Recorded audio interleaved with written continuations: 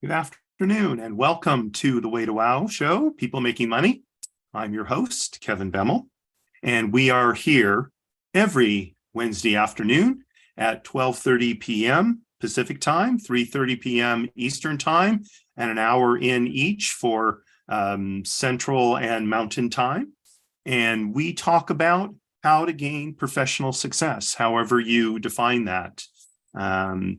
And that's actually one of the topics we talk about. How would you choose to define professional success, and then how do you get it?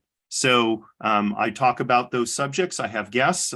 I have some guests coming up in the next few weeks, and they will talk to you about the path that they took. And I think you'll find some ideas from them that you can use in your own life.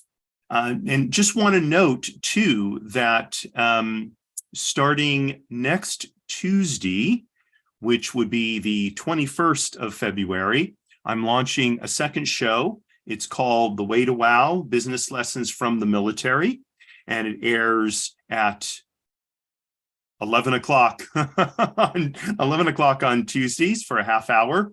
And I'm going to be taking ideas from military doctrine, military philosophy that apply to having success in our professional lives. So I invite you to tune in for that. It'll be on all of the social media channels that this show appears on. And with that show too, on occasion, we'll have some guests from the military who have used what they learned there in their civilian professional lives. So again, I invite you to tune in to that.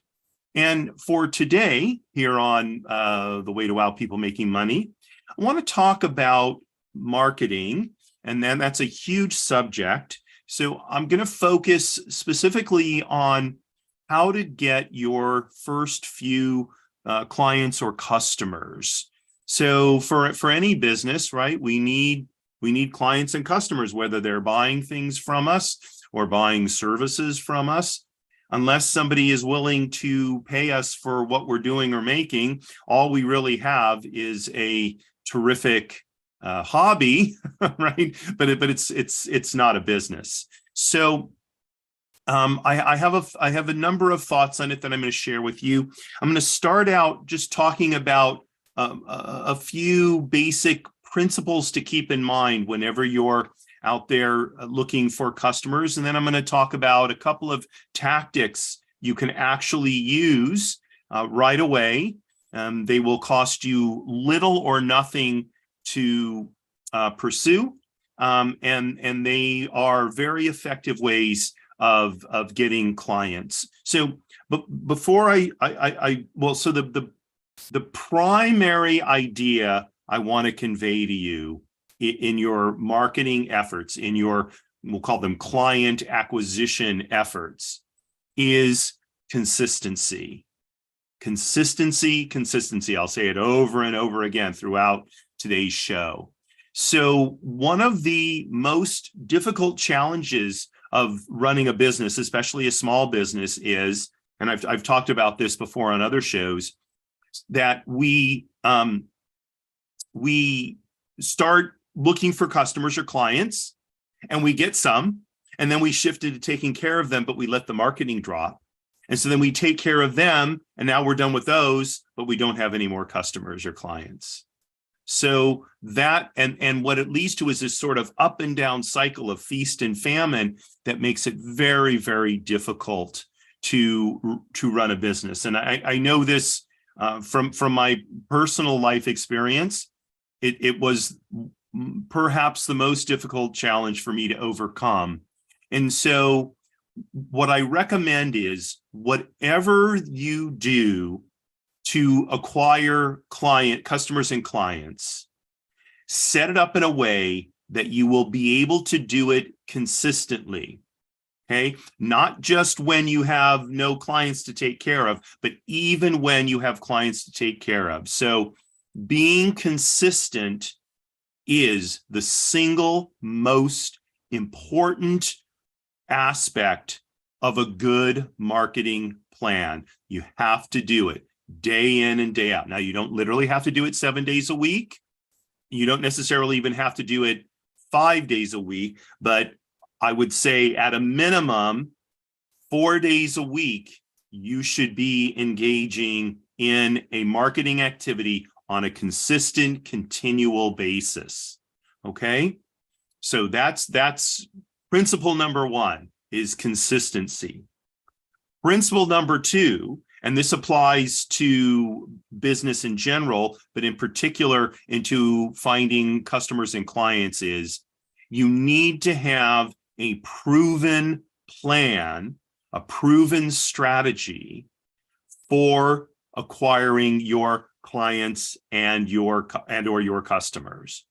And there are lots of them out there. Okay, I'm going to give you one that I really like. I have no financial interest in this or anything like that.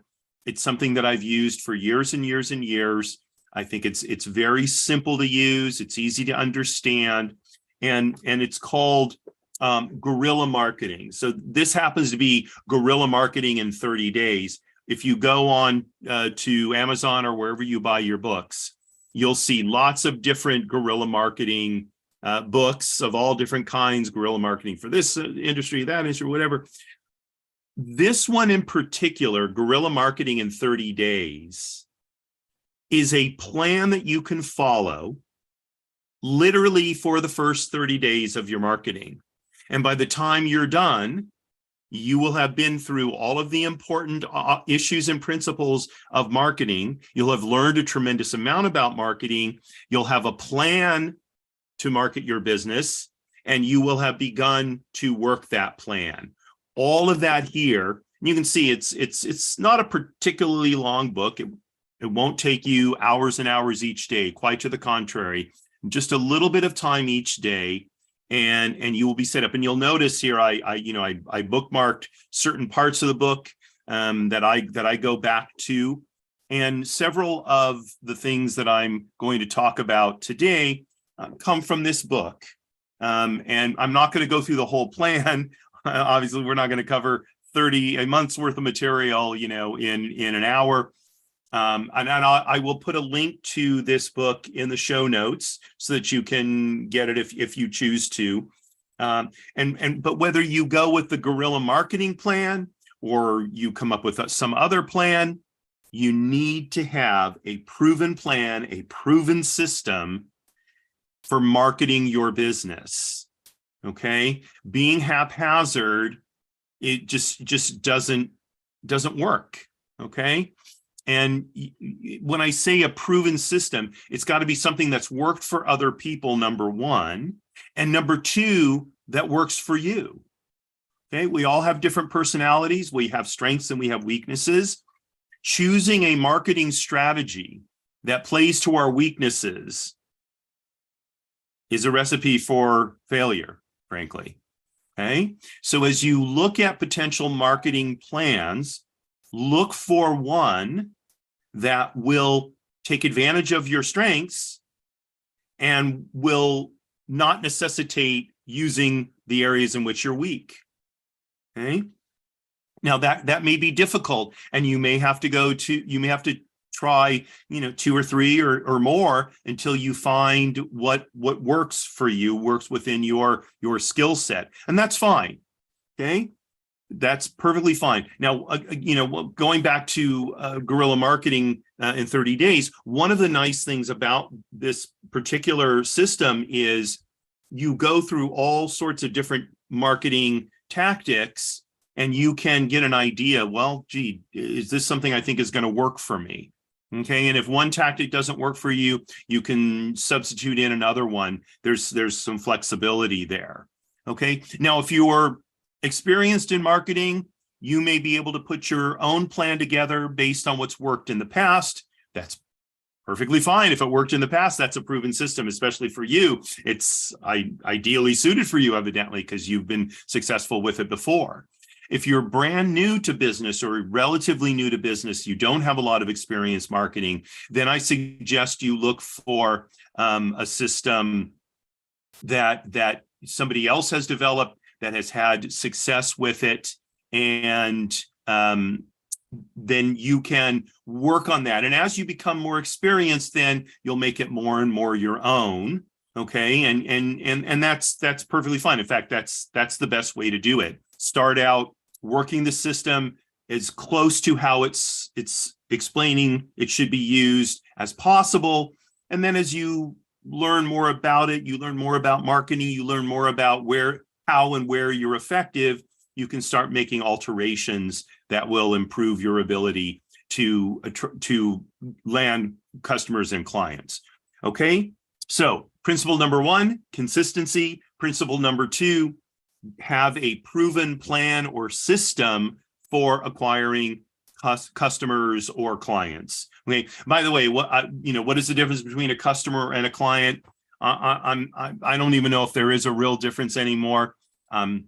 Clients sound like the people professionals do business with. Customers sound like more of a retail thing. So, if you have a clothing store, for example, I think you have customers. Does that make sense? If you have a plumbing business, I don't know, do you have customers or do you have clients? Plumbing is kind of a profession. I don't know. Whatever you choose to call them, I don't know. Do people get insulted if you call them a customer instead of a client these days? I don't know. I'm agnostic on them. I'll tell you that. But however you view it, I would say, again, be consistent in what you're looking and who you're looking to attract. Okay. So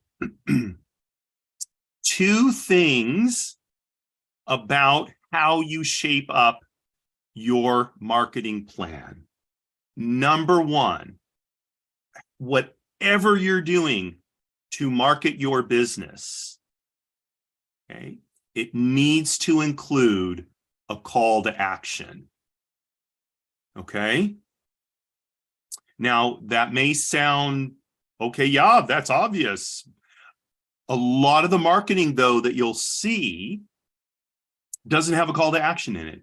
So you'll hear about brand marketing. You have to establish your brand. Well, there is some truth to that, of course. But for most of us, our brand is us. And our brand is going to be things like we're knowledgeable, we're reliable, we're dependable, we're honest. Okay. So to put out marketing that just describes our good qualities, it's in my experience, that's not going to get us anywhere. Okay. People don't care. Now, it's all good and well for, Coca-Cola to market itself as whatever they're marketing themselves as these days. I don't know. Are they the beverage that refreshes or whatever that is? Coca-Cola's brand is worth, billions and billions of dollars. Okay. So, and even so, oftentimes you'll see in Coca-Cola's advertising, drink Coca-Cola, right? That's the call to action. Drink us, because that's how we make money. Okay. So whenever you're thinking about marketing yourself or advertising yourself, however you're doing that, explain to people what you want them to do. Okay. So if you've got a plumbing business, you want them to call you. Okay. Right. When you have a plumbing problem, call us. We'll help. Right. That's a call to action. If you have a retail store, maybe you're selling clothing, drop by our store, see what we have for you to wear, or however you would, explain that, right? There's got to be some call, explain to people, help them absorb what it is you want them to do. Okay. We do a great job fixing your pipes. Terrific. Okay. Move on, right? When you have a broken pipe or a plugged up drain, call us. Much, much better, right? Because that, especially over time, that sticks in people's heads. And that's what you're looking to do. So I don't remember the statistics anymore of how often people have to hear a message before they remember it, but it's multiple times. So your call to action, they need to see it, hear it many, many, many times before they're going to act on it in most cases. Now, some people will act on it the first time they hear it because they have an immediate need. But for most people, they need to hear that call to action over and over again so that when the need arises in the future, they're head on, oh, I got to call such and such plumbing. I have to go to such and such a store to get my clothes. Okay. You see that's what you're trying to create for them. Okay. If you're a real estate agent selling a house, call me for a free, what is it called? A free evaluation, okay, of your home, or call me for a free marketing plan of your home. That's a call to action. Okay. So there's a real estate agent very well known here in the neighborhood where I live, and on bus benches all around, it says this real estate agent knows this area. And I look at that, I'm like, okay. I mean, and by the way, he's very successful. So maybe at this point, that's all he needs to point out is that he knows the area very well. But that alone, I don't know. It seems to me you would want to say something like, call me if you have questions about real estate. Call me if you have questions about the house market, or something like that, or visit my website, blah blah blah blah blah, or whatever it is. Okay. Same with something like financial services, right? Have a question about retirement? Call me. Okay. Have some money you need to invest? Call me. Or schedule an appointment for a free financial analysis, or whatever you think will be most effective in attracting the people that you want to serve. Okay, so there's lots of ways to do calls of action. If you go on to a search engine and just type in marketing calls to action, you'll get whole lists of them, and you can find ones that resonate with you and you think will be effective for your business. Maybe you'll be right the first time, maybe you won't. Maybe the initial call to action you have, gets you nowhere. Okay. And by the way, one of the hard parts of doing marketing is knowing, when do I need to change it? If you're not getting the results you want, it could be because it just you need more time so that people hear your message enough times that they start calling you. But there's a point at which they've heard your message enough times and they're still not calling you. It means your message is not resonating. And so you have to shift. Okay. And by the way, sometimes the message just gets boring or it gets outdated. And so you have to shift it anyway. Those are all very difficult calls to make. There's no, tried and true way to do them accurately.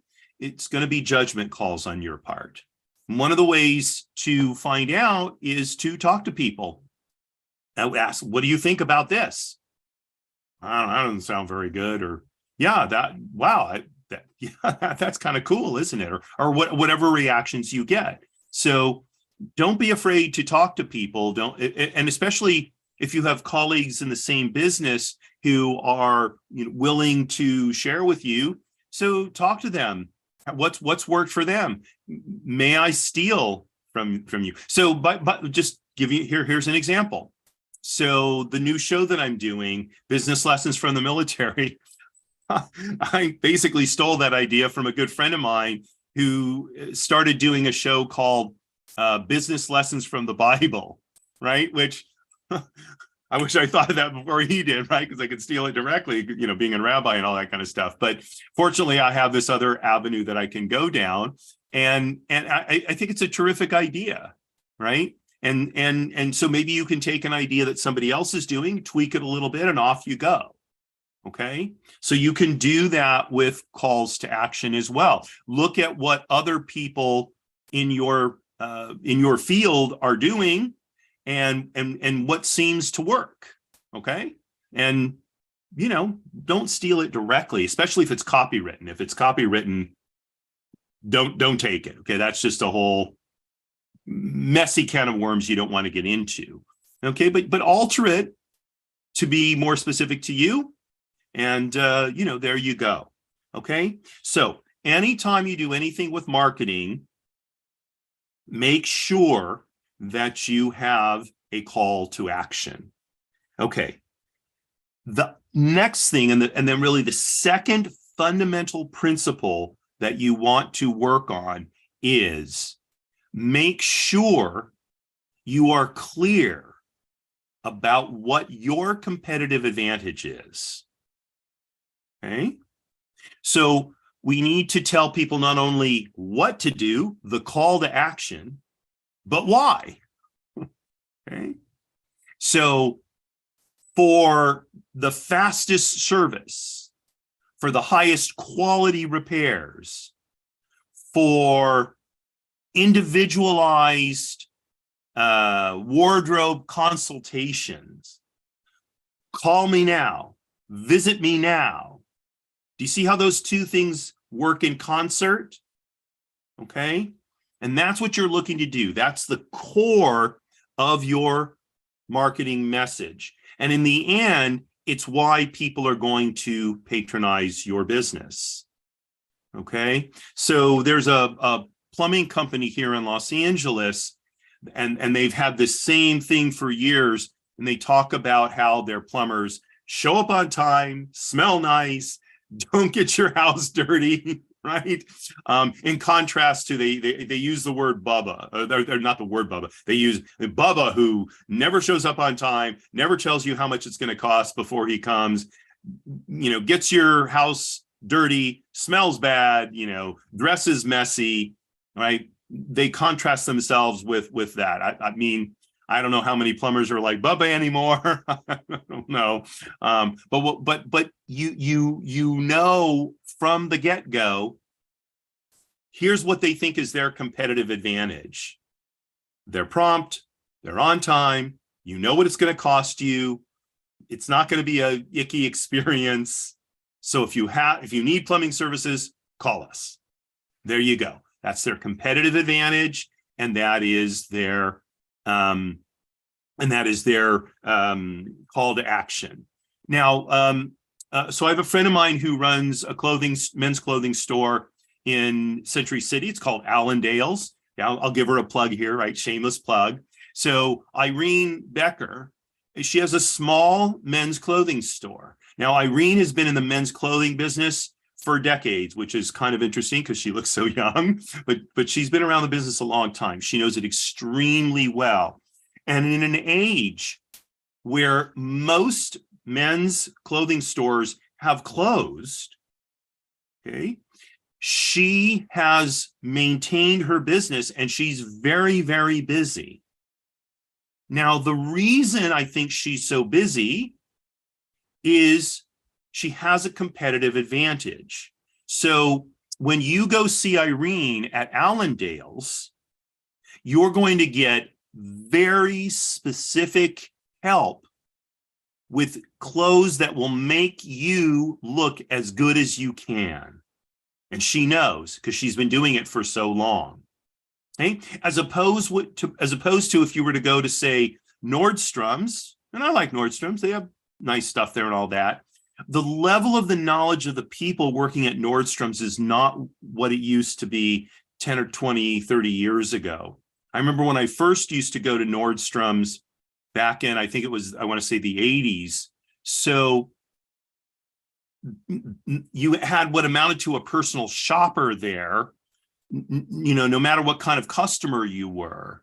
And they were very skilled in helping you choose clothes that made you look as good as possible. I don't see that same level of service anymore at Nordstrom's any longer, unfortunately.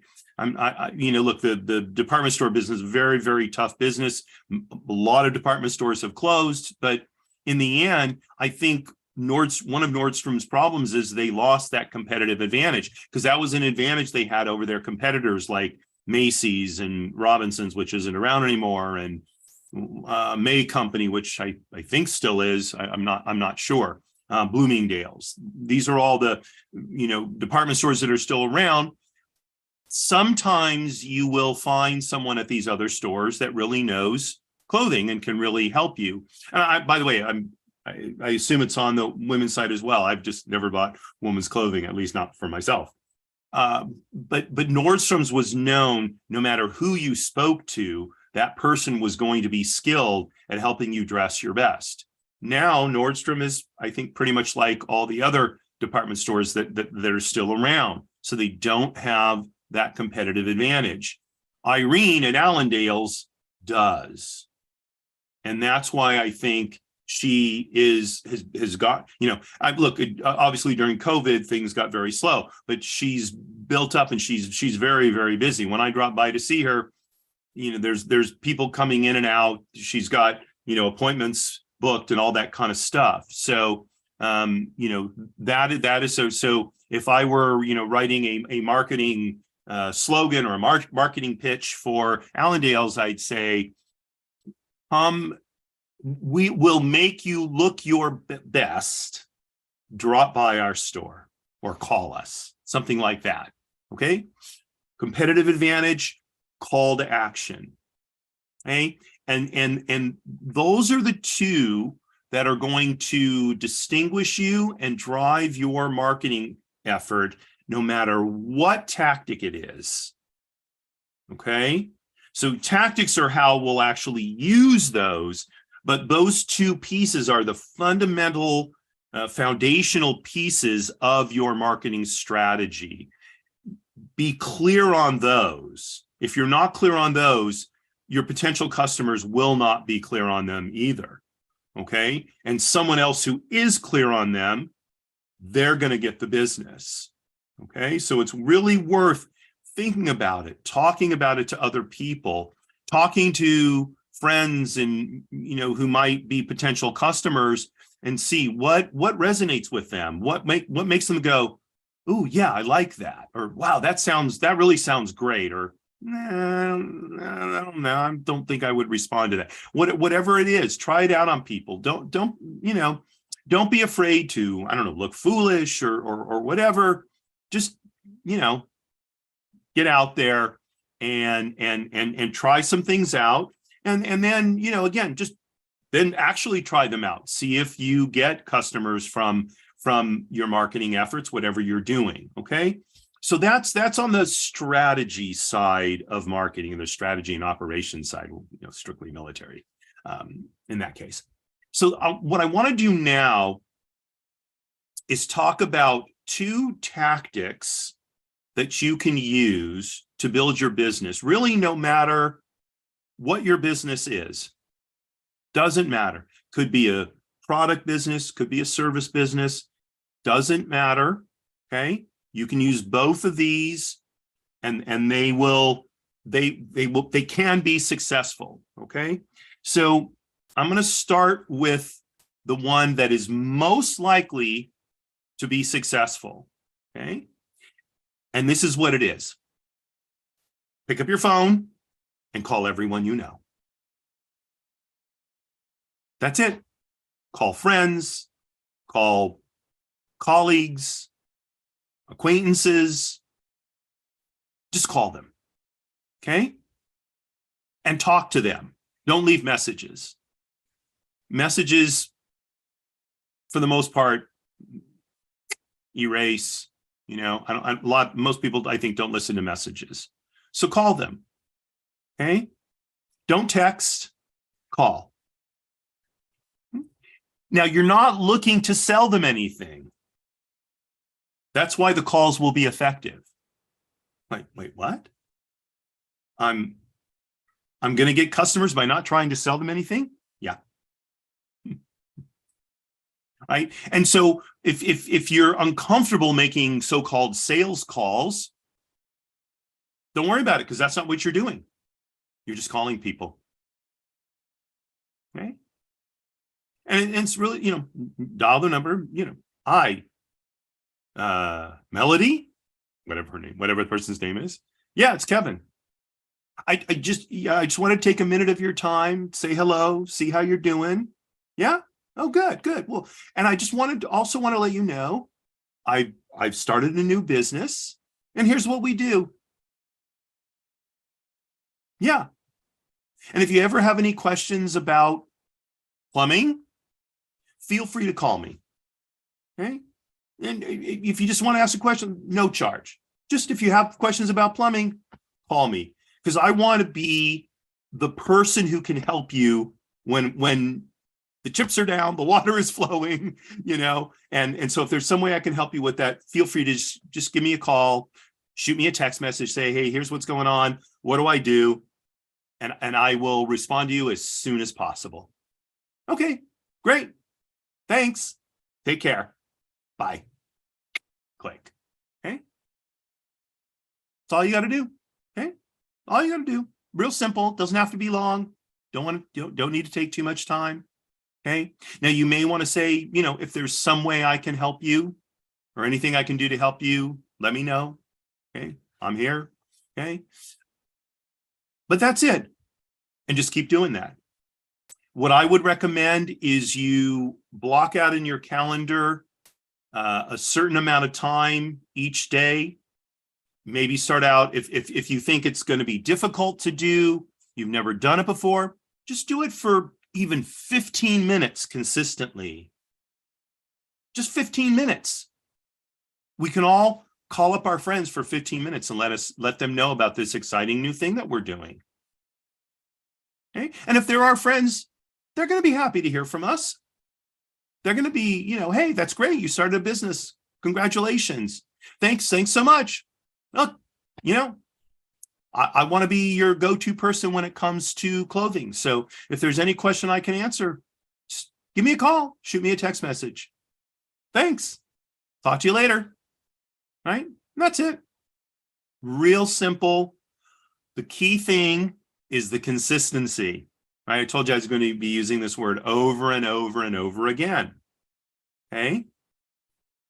So if you're going to start out doing 15 minutes a day, do 15 minutes a day without fail. That's why I recommend putting it into your schedule.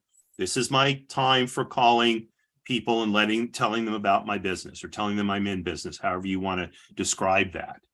Okay. Maybe start out with 15 minutes. And if you get comfortable with 15 minutes, so you'll expand it to 30 minutes. And I would say you want to get to the point where you're doing it for at least an hour a day. Okay. Now, depending on how busy your business is, depending on what your other commitments are, an hour may be difficult. Okay. At least in the beginning. So, you'll have to make your own decision. Okay. But whatever that is, schedule it in and just make the calls. Make the calls. Okay. Without fail. Okay. Now, if you call someone and it rings 4 or 5 times and they don't answer, don't leave a message. Just hang up. Okay. And move on to the next person you're going to call. Okay. Now, by the way, they may call you back, say, hey, I saw you call, but you didn't leave a message. Oh, yeah. I mean, it was nothing crucial. I just wanted to say hello, see how you're doing, and tell you about the new business that I started. That's all. Oh, you started a new business? Okay, there you go. And now you've got a call done. Okay. So again, don't leave messages. Now, if you try to get a hold of somebody 3 times and they don't pick up any of those times, then go ahead and on the 3rd time and leave them a message. Hi, it's Kevin. I was calling to say hello and see how you're doing. If you want to call me back, you have my number. Otherwise, I'll call again to touch base soon. And that's all. That's all. Again, real simple, very low key. Don't sell. There's no point to that, especially if you're new in the business and you have no idea whether the person needs your service or your product. Okay. That's not what you're looking to do. Okay. So again, call your friends, your colleagues, family members. Okay. And just talk to them. I will tell you this, the more you do it, the more comfortable you'll become at it, the better you'll become at it. It'll start to be fun. Right. And most people really, they'll appreciate the call, especially sort of post-COVID. People still are not getting the one-on-one contact with, with other people that they lost during those years. And so they like that someone's reaching out to them.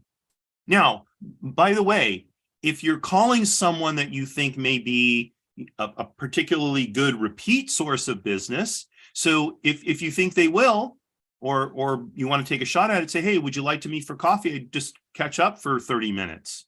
Or you want to meet for a drink and catch up for 30 minutes. And if they will, great.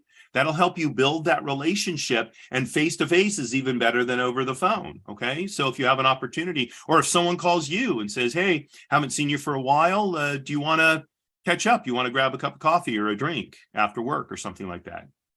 Yeah, hey, they're doing the work for you because they're reaching out to you. So take that opportunity. So say, oh, they're probably going to want to sell me something. Oh, okay, fine. So then turn around and say, hey, you're not looking to sell them. And maybe what they're trying to sell you is something worthwhile for you. Or you can say to them, gosh, I don't have a need for it now, but I certainly will keep you in mind on this subject. And if I have any questions about it, I'll give you a call. Or if I come across somebody who needs what you're doing, I'll let them know about you, or I'll let you know about them, or whatever, however you're comfortable doing that. Okay. And then you can pitch back to them. By the way, I also started a new business. Oh, you did? Oh, great. Right. And maybe you can, over the time, you'll create a situation where you're both trading potential clients back and forth. That's the best, right? Because you're both supporting each other's businesses. So that's technique number one. It costs you literally zero. I mean, unless you don't have a phone, which you'll have to go get a phone. But if you have a phone anyway, most phone plans these days, they don't charge extra for making more calls, right? So it's not going to charge you, it's not going to cost you anything more than you're already paying, okay? And the other thing is, when you're making these calls, keep a list of who you're calling and the date that you reach them, okay? Because once you've called everybody once, you're going to want to recontact that person basically once a quarter, once every 3 months. Okay. Now, there are other people say, no, you need to call them every week, every month. In certain limited cases, that may be the case. But for most people, once every 3 months is going to be enough. And what you are going to find is certain people, you are going to naturally be talking to them more often. So those conversations are going to happen regardless. And other people you are going to have to reach out to, and again, they'll generally be open to it, to hearing from you. They get to know you, and one of the things I would encourage you to do is ask about them. How are you doing? What are you doing these days professionally? How can I help you with that? Okay, make a little note of that. Okay, so how can I help this person professionally? If I help someone get a client, or if I refer someone to them who becomes a client, they're much more likely to want to help me get a client. Right? It's natural. People want to express gratitude on some level, or they may feel obligated. Wow, Kevin helped me get a client, so gosh, I really need to return that favor, and that's fine. That kind of mutuality is a good thing, right? I would argue, when someone gives me a piece of business, I certainly want to return the favor. So that's what you're looking to do, and you're looking to build those relationships. Okay. And I've talked about relationship building before. Most research tends to show we can maintain relationships with about 150 people. That's, on a regular basis, that's pretty much the extent of it. I will tell you, I'm hard pressed with 150. If all you're doing in the beginning is keeping in touch with 50 people or 75 people, that's much better than keeping in regular touch with nobody. Okay. So if you think there's no way I can do 150, fine. Don't worry about it. What is the number you can do on a regular, consistent basis? Because calling 50 people every 3 months is better than calling 150 people once a year. Going back to the principle of consistency. Okay. All right. So that's tactic number one. Tactic number two is find your social media niche. Now, social media has become so ubiquitous. It's everywhere. And there's so many different ways we can use it. And it's not just social media in the sense of social media websites or social media platforms like, Facebook and Twitter and such. That's just one kind of social media. There's blogging, there's audio podcasting, there's video podcasting. There are all kinds of things that you can do. And the temptation is to try and do lots of them. Frankly, that's the wrong strategy. The better strategy is to find, and at least in the beginning, one thing that you can do, you guessed it, right? Consistently. Okay. So if you like to write, okay, that's a much better thing for you to do if you're willing to write consistently than maybe to do a podcast where you've got to be able to talk for 30 minutes or an hour or whatever the length of your podcast is, and you're uncomfortable doing that kind of speaking or interviewing guests or however you decide to structure a podcast or think you want to structure a podcast. So look for something that A, you're good at, and B, you're comfortable doing. Okay. So, for example, if you're in some kind of business where recruiting other people is important, so the probably the best thing you can do with social media is use LinkedIn to reach out to people that you don't know, because people are on LinkedIn to find professional opportunity. That's why they're there, right? So better than being on Facebook or Instagram or whatever, people are on LinkedIn to find work, either to find customers or to find a new job or find a new business or whatever it is, right? So whatever you're going to do, LinkedIn's probably going to be the venue or the platform you want to use. Okay. Now, if you're doing something like my daughter sends me videos of this fellow, he makes these unbelievable chocolate creations. Is the only, he'll like make literally a tree with doves on it and it's all made of chocolate, and it's it's like it's as tall as I am. Okay. They're just amazing. Okay. LinkedIn is not the place for him to be. Okay. He's on YouTube because that's where he can post short videos showing how he makes his creations, right? That's much, much better. Okay. And I have a friend, Edie Eisen. She was on one of the, I think it may have been the first episode of my show now, going back, it's been about 3 years now. And she deals with healthy diet, healthy eating, healthy habits. Okay. Her business is called Garden of Edie. Okay. Check it out. So I think her main social media marketing is done through Instagram. Okay. Because first of all, she's very photogenic. She has a great personality. She does very short videos that she posts on LinkedIn, giving tips on how to improve your diet or showing some kind of interesting vegetable, what you can do with it, all kinds of really fun stuff, right? She may be on YouTube as well. Where I see her is on Instagram, and I've seen over the last 2 years, her Instagram following has gone from essentially nothing to she has a really great following now. So her posts will regularly garner, I think the last time I saw it was 400 likes. That's really impressive.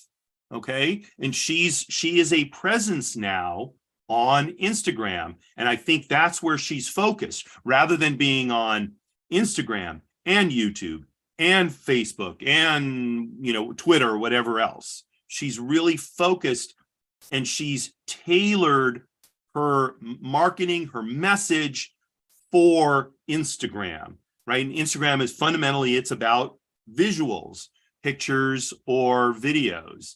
And she's become very, very skilled at that. She and her team, I think she has people who help her with it. So For example, if you want to see how to be effective on Instagram, look up Edie Eisendesser and a Garden of Edie and see what she's doing.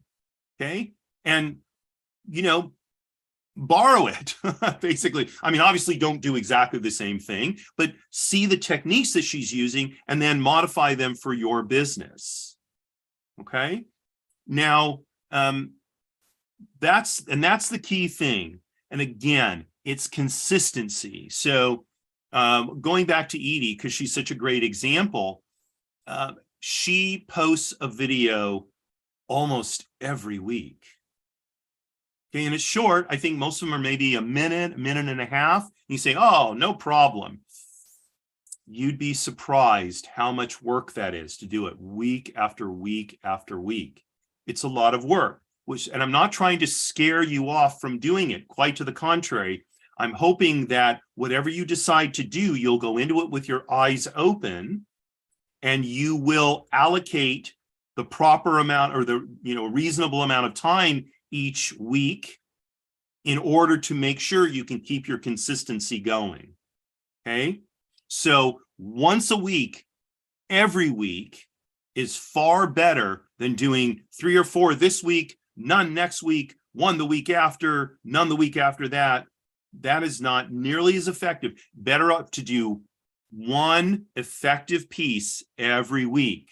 Now, on occasion, you can miss a week, right? You've seen with my show, on occasion, I don't broadcast, okay? Maybe 2 or 3 times a year. So 2 or 3 times out of 50 for specific reasons, I don't have a broadcast. Okay, although now I figured out a way to do that where I should be able to consistently broadcast every week, even if I'm not literally doing it live. Okay, like I am today, I'm literally live. Last week, if you saw the show, I actually was not live. It aired in this time slot, but I pre-recorded the show and then aired it in this regular time slot because I had something I had to do during the show's regular time slot. And that had been a problem previously, so I figured out a solution to that. And the same thing is true for you. Once you choose your social media niche, you want to be absolutely consistent, and after, sometimes you won't be able to be, and so that then the challenge will be, okay, how what could I have done so I didn't miss this week, right? Could I have made 2 pieces the prior week, posted the one live, and then maybe I could have posted the other one on something like Buffer, which is a social media posting thing that you can schedule in advance. I mean, you can do it you can certainly do it on Facebook. I know that. I don't know if you can schedule on Instagram in advance, and then it'll post, when you set the date. I'm not clear about that. But in any event, that'll be the challenge going forward then. Okay. If you're going to be doing a blog, right?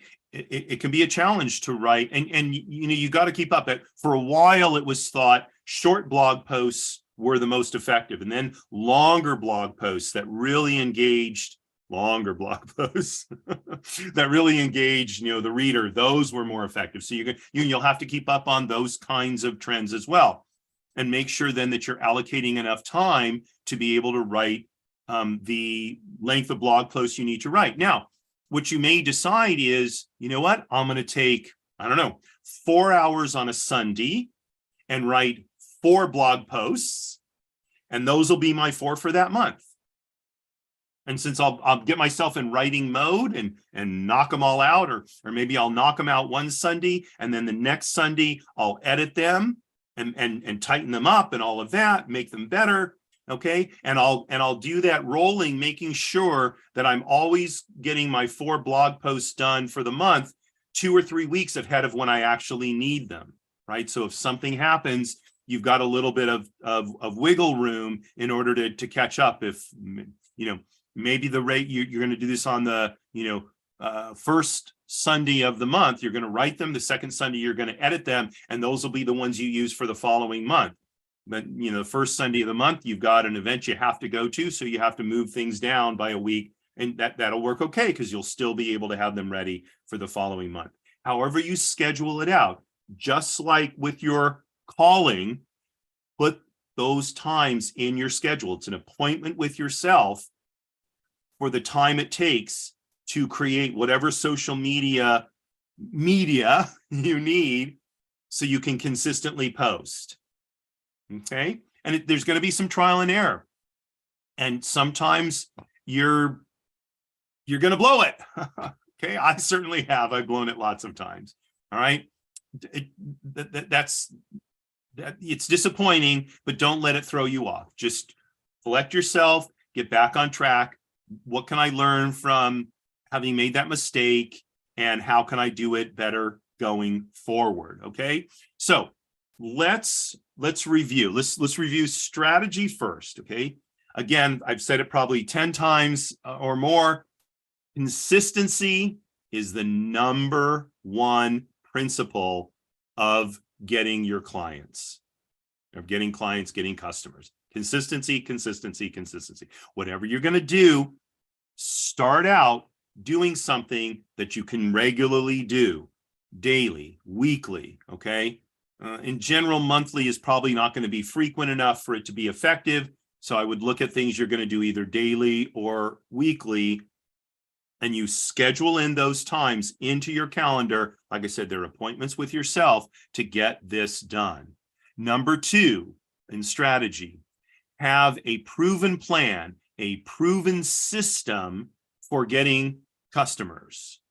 Okay, I'll show the book again. Guerrilla Marketing in 30 Days. This is a great system. It's very simple, easy to use, especially if you don't have any experience or you have little experience in marketing.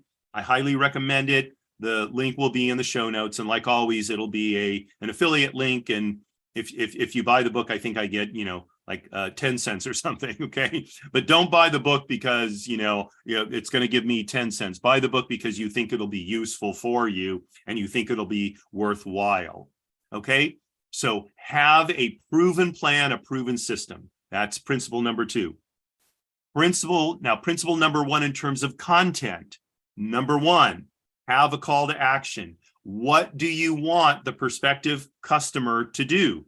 Call you, drop by, ask questions, send you an email, send you a text message, whatever it is, okay? Have some kind of call to action. And number 2, have the why, okay? What is your competitive advantage? Explain to them, why should they call you or get in touch with you as opposed to someone else who does the same thing? Okay, so call to action, competitive advantage. Those are the 2 principles of content. Okay, and then going to tactics. 2 tactics, tried and true. They work for many, many, many people. Number 1, call everyone you know. Okay, family, friends, colleagues. Don't sell them. Just let them know what you're doing and be interested in what they're doing. Okay? And let them know that you're there. If they have a problem in your field, you're there to help. You're there to help. Okay? So if they've got a question about plumbing or clothes or whatever it is, or food, I'm here to help. Send me a message, give me a call, right? And answer it. Okay? As quickly as you possibly can. Okay? Now, by the way, that doesn't mean you have to answer them on weekends necessarily. Okay, although if it's plumbing and they have a leak, then weekends, yeah, you probably want to be there. You get time and a half or whatever the standard is. Okay, but call everyone you know, become the resource in your field for everyone, as many people you know as possible. And then number 2, figure out what is your social media niche, and then consistently act in that niche. So be narrow, not broad. Don't worry that there's 10, 20, 50 things you can do social media wise. That's all good and well. The nice thing about having so many different options is you can find one that works for you, that you're comfortable using, and that you can apply consistently. Okay?